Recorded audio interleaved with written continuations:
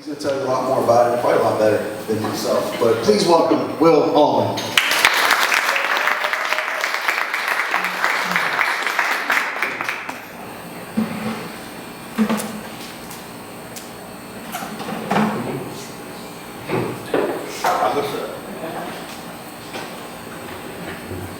Good morning, everybody. Good morning. All right. You have to bear with me. I'm starting to lose my voice a little bit.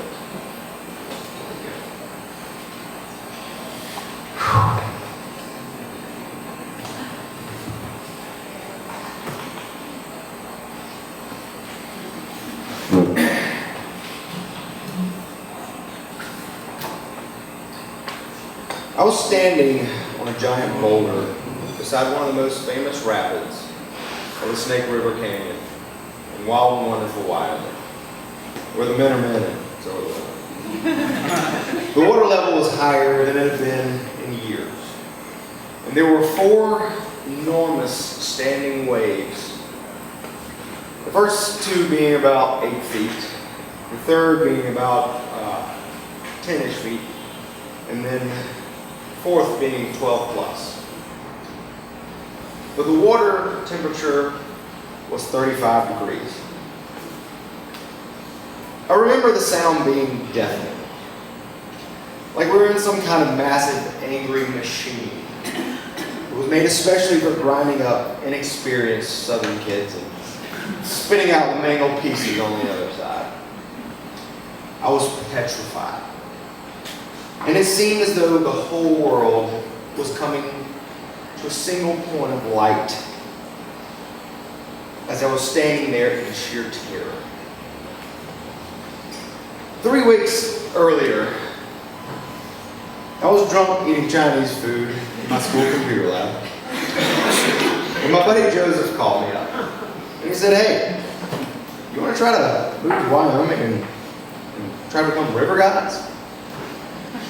And I was graduating in a few weeks, and I was looking for any excuse at all not to get a real job. So I said, yeah, sure, why not? So I filled out the application online. In a few days after graduation, while most of my friends were heading to be doctors and lawyers and bankers, I got in my trusty pickup truck and pointed her west.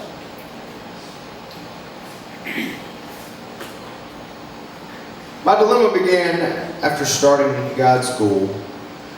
We were told by the rafting company hosting the school that they were only going to be hiring about 6 guides out of the 35 people in the school.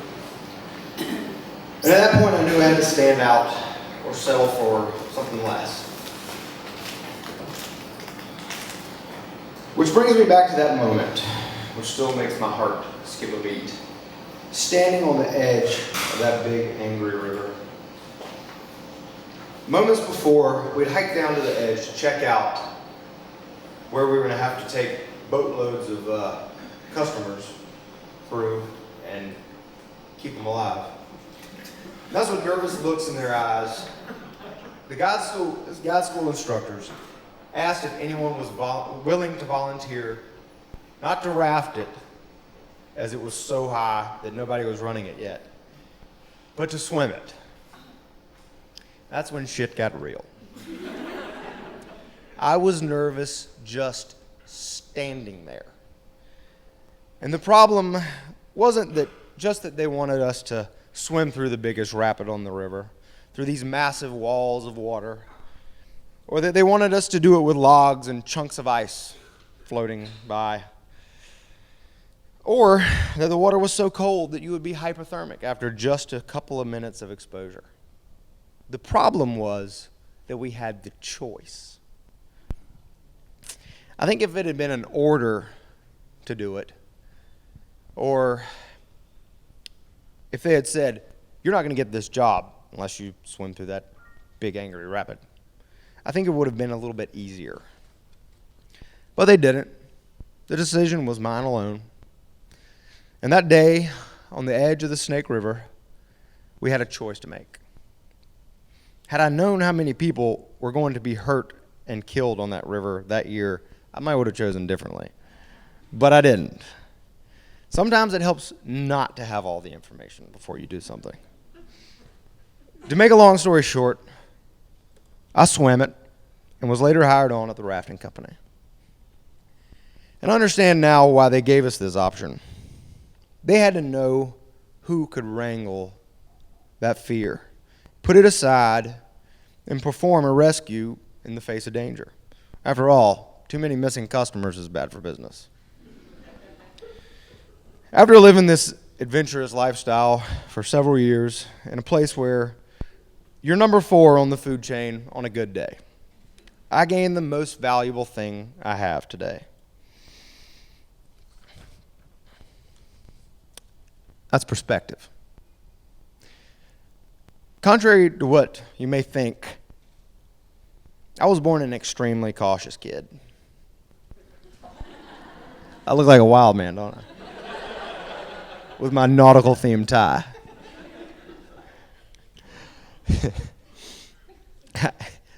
I couldn't even spend the night away until I was 14.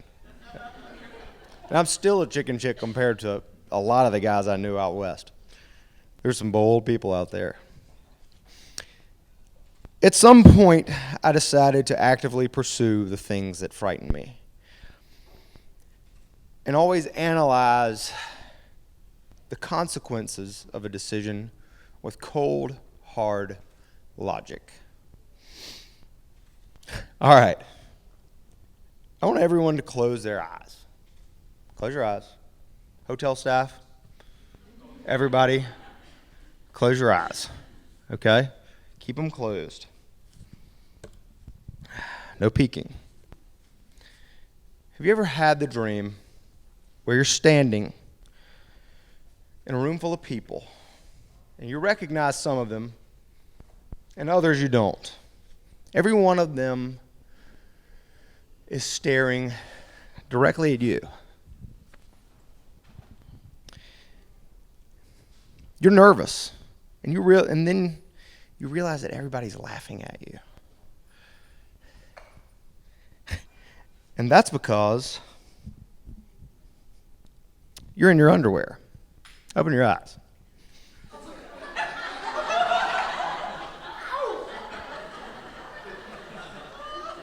Anybody ever had that dream?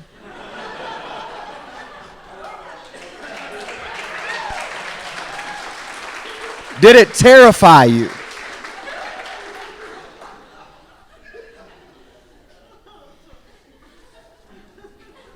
My grandma used to tell me, don't make a mountain out of a molehill. Which means, don't let your mind escalate a situation into something it's not. Or don't let your fears grow into something it's not.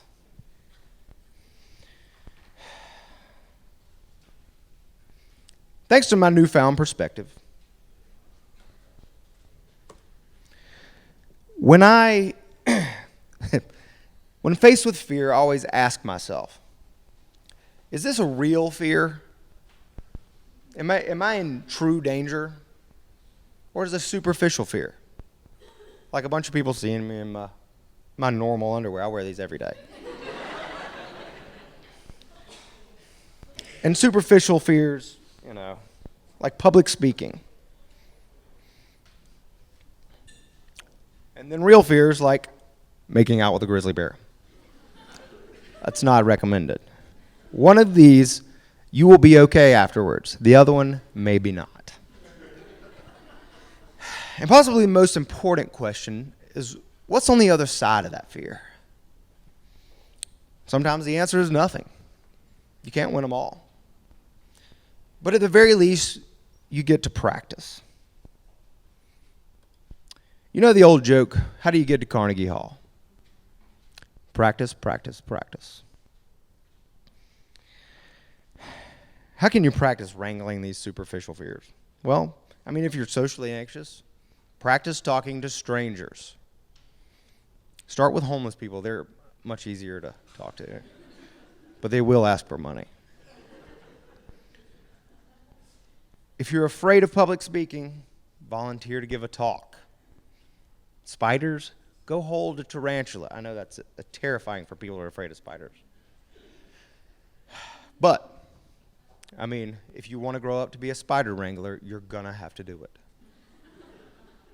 Whatever it is that makes you nervous and holds you back, make it a point to face it. It gets easier every time. In fact, I only agreed to do this talk because public speaking scares the shit out of me. And doing it in my underwear is a whole new level of terrifying. I made a lot of excuses not to do this talk. I thought, well, I don't have time. I can't get off of work. I don't know enough stuff to talk about for 20 minutes. And I don't have no idea about reality enough to talk about it in front of other people. I told Yvonne that I'm not qualified to talk about reality, but I'll make something up. The real reason, though, there's not enough elastic in these, was that I was scared. I was scared. And knowing that, and knowing what I learned, I acknowledged that I was scared.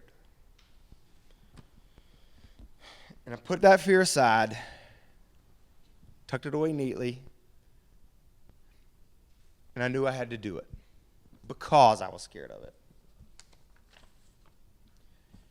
So if you're going to do work, oh, I'm behind on my slides.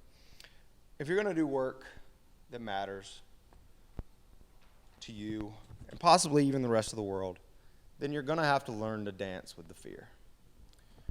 One of my favorite authors, Seth Godin, says, in a long-distance race, everyone gets tired. The winner is the one who figures out where to put the tired, figures out how to store it until after the race. Sure, he's tired. That's not the point. The point is to run. And I'm not saying go stick your head in a tiger's mouth or try to train a killer whale. I don't know why people get so upset about when killer whale trainers die. I mean, they're called killer whales. They're not called snuggly whales. I'm saying to be brave in the face of these superficial fears, like standing in public in your underwear. Which if my mom sees this video, I'm dead. Things like failure, fear of failure, fear of embarrassment, fear of people thinking your ideas are stupid or ridiculous, or that there's no way that this will work. The fear of people thinking your work sucks, or the fear of thinking that you just don't have what it takes. These seemingly small fears can often be more destructive than the real ones. I doubt many of you are going to put your head in a bear's mouth. One little bit of virus may not seem like much, but when you've got full-blown Ebola, you're screwed. We're going to do a little exercise. Never have I ever. Y'all played that game before, right? You're grinning pretty good over there. You've definitely played it. All right. I want you to raise your hand if you've survived any or all of these world-ending catastrophes. The Ice Age, coming Ice Age. Y'all cold yet? Killer bees. You remember those? I used to be terrified of these things. Never seen one. Poor Macaulay Culkin. SARS. How about the bird flu? Swine flu? Nobody's raising their hands. Y'all all died in these catastrophes? Good job. What's next? Squirrel flu?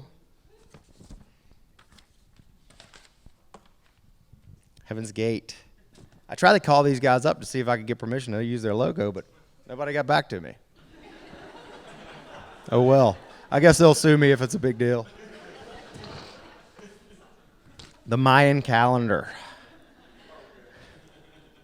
That's a pretty funny little comic. That got me in a lot of trouble because I thought I wasn't going to have to buy Christmas presents. Acid rain.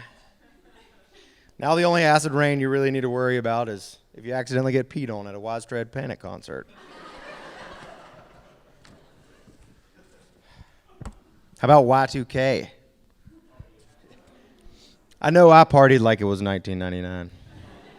Rest in peace, Prince. I could keep going and going with these disasters. But the point you need to take from this is the more you feed your fears, the more they're going to grow. Acknowledge them, and then put them aside until the work is done.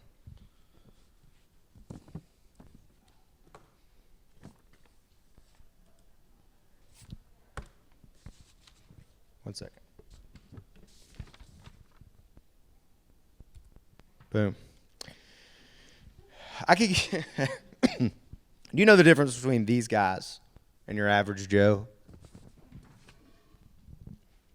These guys figured out what fears were real and what fears were superficial and decided to act in the face of them.